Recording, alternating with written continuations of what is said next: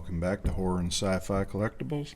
Another Godzilla video for you this time, and this time it's the Godzilla 2001 Atomic Blast Godzilla from NECA. So he came out maybe 3 years ago, 4 years ago. Let's see if I can find a date on his package. So I bought him at Toys R Us, I want to say, somewhere around that 2015 mark. I'm sorry I didn't look that up before making this video. But he is one that has been sitting on my entertainment center, just patiently waiting available shelving. So now that the shelf is here, it's time to open him up. And I cut the little poster. Darn it, that's unfortunate. That's a good shot of him on the back. I like that with the flame breath. So I have one other Godzilla that I've done a review on that also has the flame breath. And it's pretty fun. It's the 1962 King Kong versus Godzilla.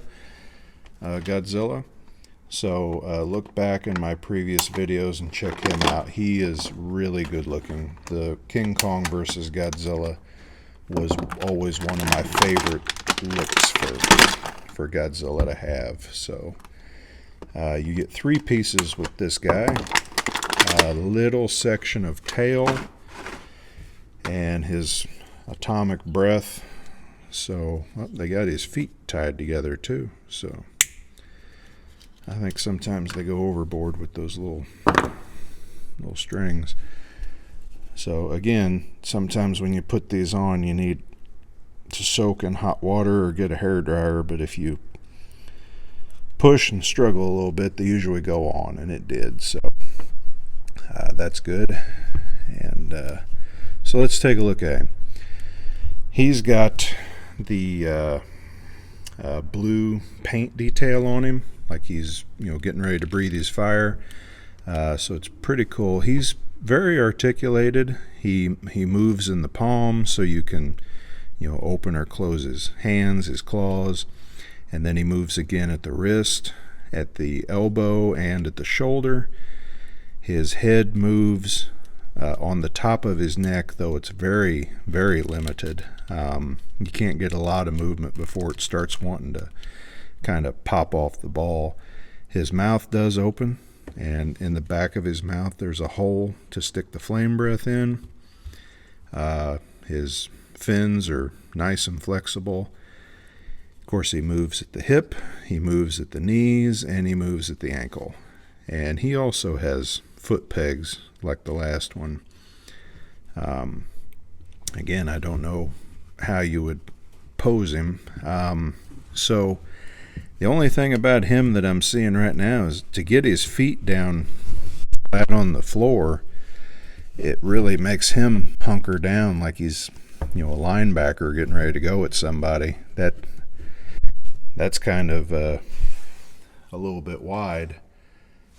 I think to get him up where he looks pretty good, you almost have to have him on the balls of his feet. So that's kind of interesting. Maybe oh yeah, they're okay. Sorry.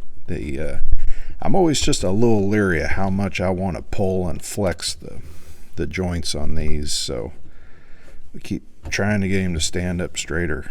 There we go. So that's a little bit better. But he is going to be the kind of guy that's hunkered over a little bit, I think, maybe more so than the other ones, but that might actually work for him because he's going to go on a top shelf in my office. So the flame breath pops up inside of his mouth like that, and let's see, it actually kind of droops quite a bit, doesn't it? So it looks more like he's spitting. So maybe if I soak this again in the hot water and yeah, see, the problem when you're looking at him here, the problem is just that his tail his tail swoops down so low it's wanting to keep his feet off the ground.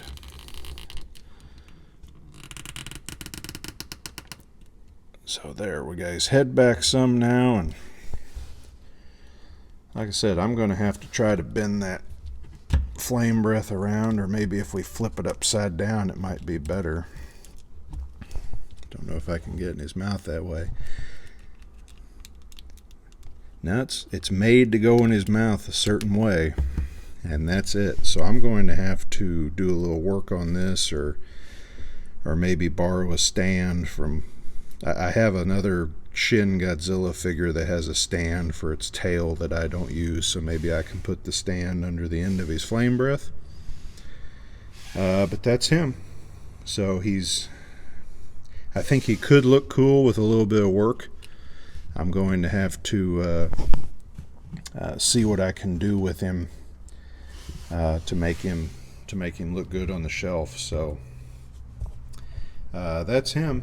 I mean, like I say, I think he's got a couple of issues, but I don't think it's anything particular to them. I still think it's a good-looking figure with the paint job, and I do like that. So the flame breath on the King Kong versus Godzilla, what I'll say is it is a lot stiffer than this. This is very, very flexible, and I think even if I were to heat it up and get it to stay, it'll eventually droop back down due to gravity. So I think propping that stand under it might be my solution, or maybe just not have his flame breath in at all. But that's him.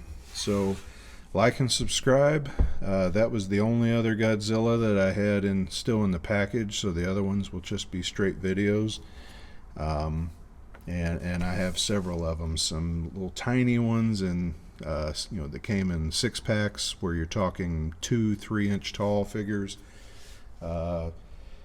Those, a lot of these NECA style size ones from both NECA and Bandai, and then 4 or 5 different 12-inch figures, and one that's even bigger than that. So more to come, and I'll talk to you later. Thank you. Bye.